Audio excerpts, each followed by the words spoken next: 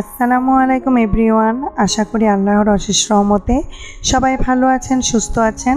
দিবান আজান্স মম channel থেকে আমি daisy আলহামদুলিল্লাহ আমার পরিবার নিয়ে ভালো আছি, সুস্থ আছি। আজকের ভিডিওটা আমি সন্ধ্যা থেকে শুরু করেছি। আমাদের নরসিংদীতে বিকাল থেকে আকাশ মেঘলা ছিল আর খুব বাতাস ছিল। তো সন্ধ্যার একটু আগেই মানে মাগরিবের একটু আগেই ঝুম করে বৃষ্টি পড়া শুরু হয়েছে আর জুড়ে জুড়ে বিকট শব্দে বাহিরে বিদ্যুৎ চমকাচ্ছে। তো হুট করে মেয়ে এসে বলছে, মামুনি এই মুহূর্তে বৃষ্টি দেখে খিচুড়ি খেতে ইচ্ছে করছে। তো মেয়ের কথায় ভাবলাম খিচুড়ি হলে মন্দ হয় না। তবে একটা সমস্যা হয়ে গিয়েছিল, বাসায় তেমন কোনো সবজি ছিল না আর বেগুন ভাজা দিয়ে খিচুড়ি খেতে আমার কাছে খুবই ভালো লাগে। সেই বেগুনই আমার ঘরে ছিল না। অন্যদিন ফ্রিজ ভর্তি ডিম থাকে, আজকে ডিম ছিল 2টা। তো পরে মনে হলো ফ্রিজ থেকে একটা মাংসের ছোট্ট প্যাকেট বের করে নিই, তো সেটা দিয়ে চালে ডালে আর মাংস দিয়ে খিচুড়ি করে নিব। তো আমি বারান্দা আসার আগে আর মেয়ে খিচুড়ির কথা বলার সাথে সাথে ফ্রিজ থেকে মাংসের প্যাকেট বের করে ভিজিয়ে নিয়েছি গরম পানি দিয়ে। আর ভিডিওতে দেখতে পেলেন এতক্ষণ এডেনিয়াম গাছ।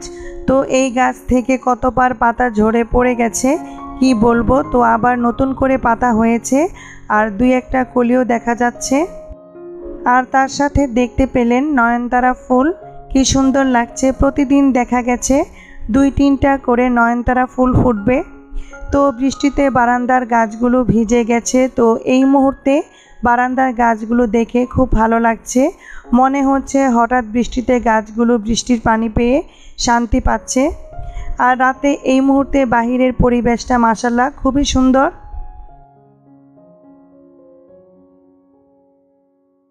আর এতক্ষণ আমি রুমে ছিলাম, রান্নাঘরে আসিনি। তো রান্নাঘরে এসে দেখি এই অবস্থা।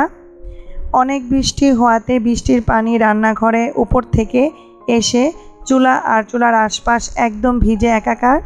তো এটা আমি এখন মুছে নিব আর সব সাইড থেকে পরিষ্কার করে নিব ভালো করে। আর আমি যখন ভিডিও করছিলাম তখন কিন্তু আমার পাশে আজান ছিল। তো দেখতে পাচ্ছেন তার ছোট ছোট হাত, সেও হাত দিয়ে মুছে নিচ্ছে চুলাটা।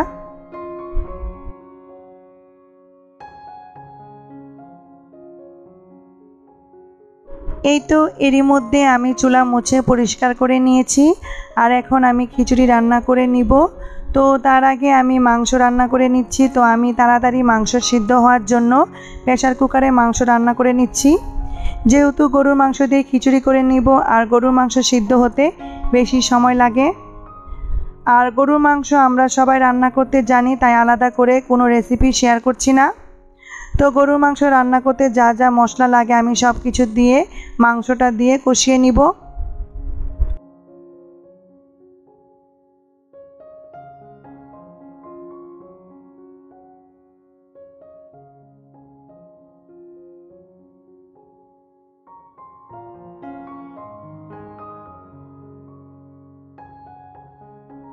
তো এরই মধ্যে আমি মাংস কষিয়ে সিদ্ধ হওয়ার জন্য পরিমাণ মতো পানি দিয়ে প্রেসার কুকারে ঢাকনা লাগিয়ে নিয়েছি। তো আমি 4-5টা সিটি আসা পর্যন্ত অপেক্ষা করব।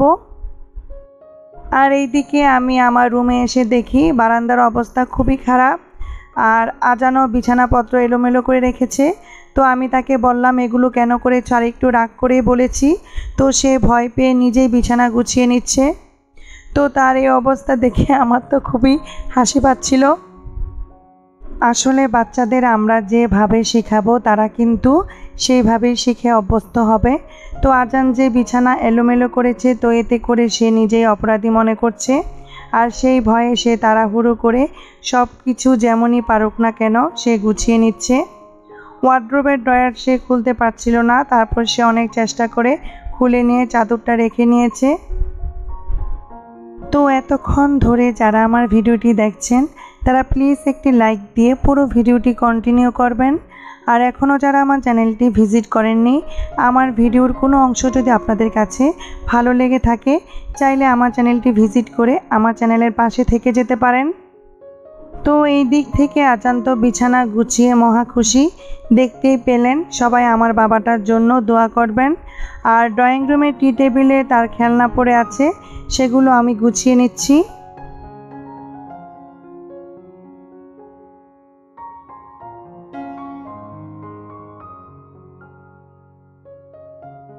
এই দিক থেকে আমি আমার ড্রয়িং ডাইনিং গুছিয়ে নিয়েছি। তো দেখা গেছে আমার বাচ্চারা বেশিরভাগ সময় টিভি দেখে, আর যখন টিভি দেখে তখন একটু এলোমেলো হয়ে যায়।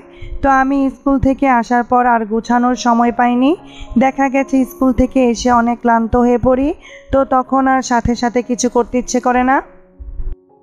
আর এদিক থেকে মাংস সিদ্ধ হয়ে গেছে অনেকটা। তো এখন এর মধ্যে আমি চাল ডাল দিয়ে নিব, আর তার সাথে ফ্রিজে কিছু চিচিঙ্গা কেটে রেখেছিলাম সেটা দিয়ে নিয়েছি, আর সাথে একটা টমেটো কেটে নিয়েছি। তো ওই যে ভিডিও শুরুতেই বলেছিলাম কোনো রকম সবজি ফ্রিজে ছিল না, আর আমি অল্প অল্প করে গুঁড়া মশলা আবার একটু দিয়ে নিয়েছিলাম, সাথে কয়েকটা কাঁচামরিচ ফালি করে দিয়ে পরিমাণ মতো পানি দিয়ে ঢেকে নিয়েছিলাম। আর এই তো এরই মধ্যে আমার খিচুড়িটা রান্না হয়ে গেছে, আর দেখতেই পাচ্ছেন কি সুন্দর করে আমি প্রেসার কুকারে খিচুড়িটা রান্না করে নিয়েছি। আর এই খিচুড়িটা আপনাদের ভাইয়া খেতে খুবই পছন্দ করে। সে একবার যে ভুনা ঝরঝরে খিচুড়িটা হয় সেটা খেতে সে পছন্দ করে না, তার কাছে এমন মাখো মাখো সবজি দিয়ে খিচুড়ি রান্না করলে সে খেতে খুবই পছন্দ করে। তো এই দিক থেকে আমি খিচুড়িটা বেড়ে নিচ্ছি, আর আমি অফ ক্যামেরায় ডিম ভেজে নিয়েছিলাম, আর তার সাথে আমার পছন্দের সালাদ বানিয়ে নিয়েছি।